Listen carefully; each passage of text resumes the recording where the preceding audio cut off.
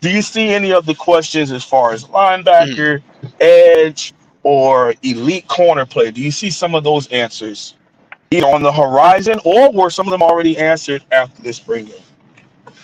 Cornerback play, we're turning the corner. Depth wise is there.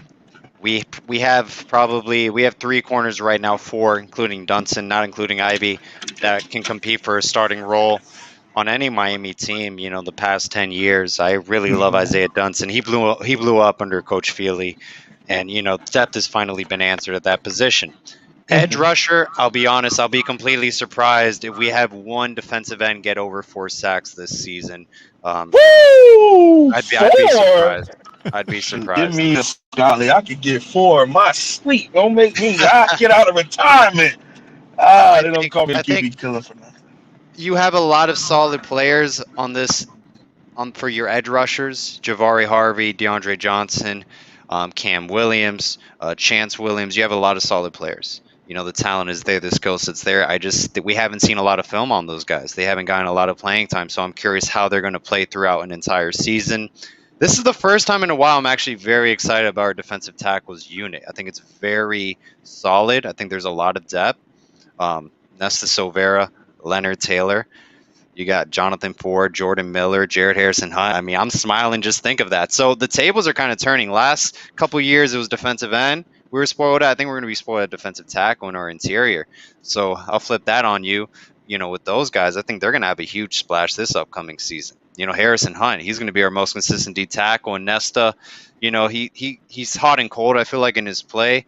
If he can just be mentally tough, the opposing team could just not get in his head, and he can be just put it all together and just be mentally tough. He'll be fine this upcoming season. We'll see the best season from Nesta Silvera. Wait, wait, wait, wait, Linebacker wait, play. wait, wait, wait, wait, wait, wait, wait, You're wait. getting on the wholesome one's good side there with Nesta. It's about Hey, time. time out. Yeah, it's about time. Time out. Look, Time out. Time look, out. You can't just skate over what you just said. Like you didn't just say that. You said that Harrison Hunt is our most consistent defensive tackle? I he almost will hit be this upcoming somebody. season. I almost hit somebody because of you. I'm messing with you. I don't know about that much, man. I think, okay, our parks. We're safe now. Here's the thing. I think Nesta is the most consistent this year because he has to be. When it comes, if you talk about an up and down D tackle, I would say Ford or Miller, 100%, because we never know what we're going to get out of either one of those two. If 91 or 96 decides to take over a play, we'll get one or two plays a game out of them. You watch that film of Nesta, he made a play in almost every game, excluding North Carolina, where everyone just looked like they didn't know what the Yeah. heck was going on, right? But I think Harrison Hunt, yet again, his snap count is going to go up, but he's still going to be able to be held off to not have to be a starter, which is beautiful again because you have the big bodies in Ford or Miller, Nesta, and then he gets to back up Nesta. So on third downs, Nesta gets to move over. Harrison Hunt comes in to rush the passer. And then you got Leonard Taylor and Elijah Roberts behind those guys. Yeah. That's a pretty good 2 to 3 deep, especially when it comes to third downs getting to the quarterback. Now, I do understand what you mean about the edge rush being rushed by committee. I don't know if anybody's going to really stand up above everyone else. I think all of them are kind of, we'll see what happens, guys. So I definitely get that on the defensive line. But, I mean, Nesta's going to get the double team. First game of the season, Nesta's going to get the double team Yeah, that's the against thing, Bama. man. That I think when I mean good defensive tackles too, I mean, I don't know if we're there at the elite Power 5 level yet. Where we can win those battles of the trenches, and I think Alabama we're going to struggle against just because it is what it is. Just personnel wise, we're not there, and that's just being honest. And especially because Coach O'Brien is not going to bring out the Steve Sarkisian spread. So they won't blow Yeah, us by 40 because they're going to have more of an very old true. school approach to Yeah, their game.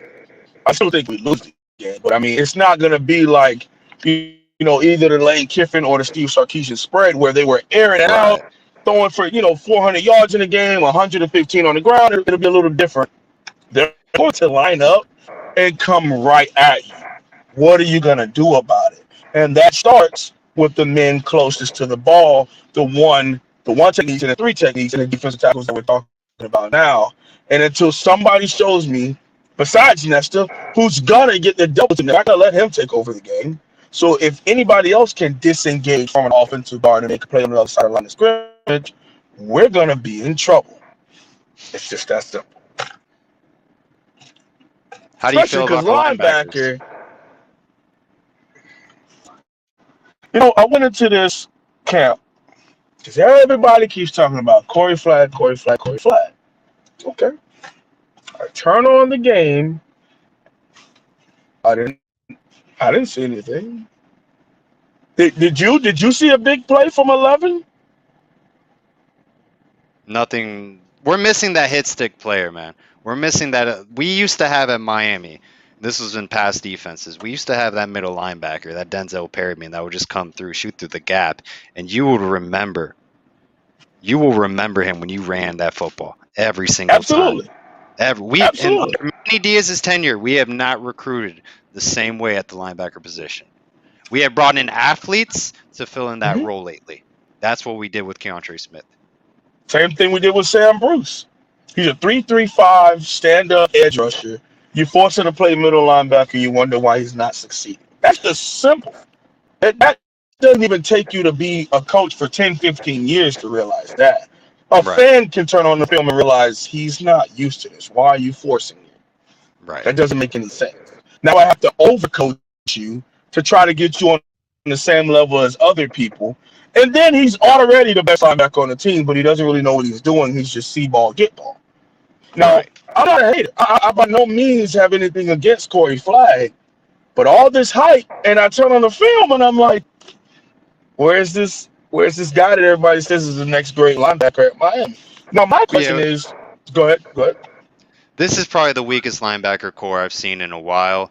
And you and me, we both have a lot of respect for Josh Pate from the late kickoff show. And he said, if I'm Miami, I go straight to the transfer portal this offseason. I get a linebacker. And I think that could be I think Manny Diaz should do that. But who do we go get though? That's my question. There's Do always we going to go be get? one player that pops out. It's so big, the transfer portal. I mean, there's so many, players from schools that you never know. We saw the situation with Tyreek Stevenson. He wanted to play closer to home. We don't know what's going on behind the scenes. There could be something, already in the works, but, there's got to be one player, that comes out that Miami gives the green light for, because our personnel is Boss, just weak. there has to be somebody. Please, somebody show up. I'm not trying to pick on, your Bradley Jennings, but I mean, look, man, once we step out of ACC play and we play for the conference title game against Clemson, you play in Alabama, true colors are going to show. And I'm with you, man. But I'll say this much: cross that road when you get there, as a team. Yeah. You're gonna get there the first game of the season. I 100% understand that. You can't change it. It's set in stone. There's nothing we can do right now. You gotta be able to present it with the best thing you can. Last time I checked in the portal, the linebackers there aren't even like that. I mean, you had the dude from USC, you had the guy from Tennessee, and we're no longer trying to keep recruiting Shaq Quartermans, who are 6'2 plus, 260 pounds, and can't even lay the lumber. That doesn't even make any sense. There's a Right. reason why he went late fourth round. There's a reason. Okay. We want to be able to get men who can move. I've always said James Williams is the future linebacker at Miami. People like it or hate it. If you're 6'5", 225 before you even touch the freaking football field in college, what's going to happen come May 16th? And you go from that and you start lifting and eating at the collegiate level. You can either take it or leave it Yeah. at this point. And if Keontre Smith at 5'10", 212 can do it, what do you think a 6'5", 225-pound guy can do? I just want to confirm this. In the NFL, they moved Ray Armstrong to linebacker, right? Come, Mark, please, you can finish this. I have said this for weeks. Okay, continue. I'll let you finish. Go ahead, because you're gonna say all the names that I've already said multiple times. Go ahead. I mean, just, a lot of players, coming out of high school, James Williams is compared measurement-wise to Ray Mhm. Armstrong. Ray Armstrong, we put him at safety coming out in his career at Miami. We've had this situation, not different positions for, say, but Sam Shields playing wide receiver. You move him to the secondary, playing cornerback for the Green Bay Packers. Rest is history.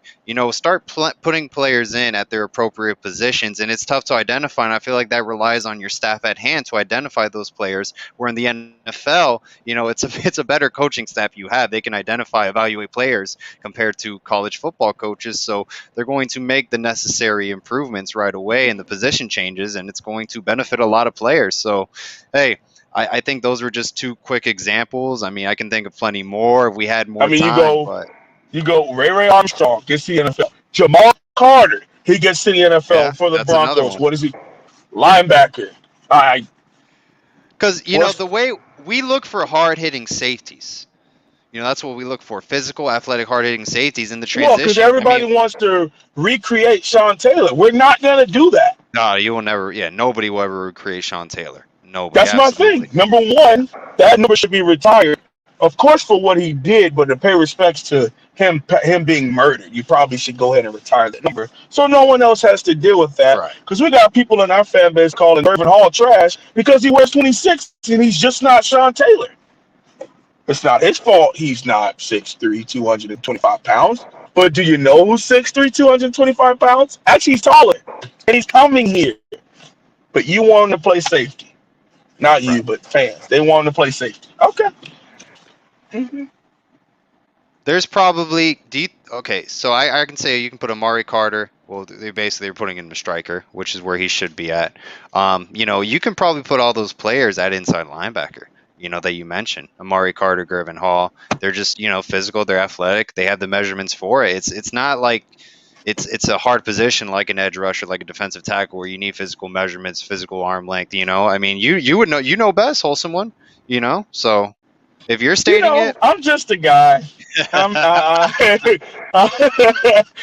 just a guy, and some people I'm just a fat guy. That's all right, man. Look what we did with Bandy because of depth concerns. We didn't have the personnel on the outside at corner, so we had to move on the outside. And I thought it ruined his career. You called that how long ago? You're like, this dude, if he's not a nickel, he can't be on the outside. I'm sorry, 5'8", 205 pounds is just not what we need at number one corner. And look at what happened in 2019. But hey, we're haters. We don't know what we're talking about. We're just YouTubers who don't watch film. We don't identify. We don't study. We're just guys with YouTube channels. It's okay, man. Well, I'll tell you what, Mark is the voice of college football, man, and I'm just grateful to be on his show and to meet you and talk football with you, wholesome one. It's been a pleasure, and we've been doing this for close to 3 years, and we've come a long way. There's been we've lost some YouTubers, and there's been some new ones as well. So just grateful. I love Mark. I'm just listening. Hey man, hey, only the real survive. It's just that simple. 100%. Hey man. But I gotta wrap it up. No, I appreciate you. Yeah, get to work or do whatever you gotta do, man. Paul, thank you so much.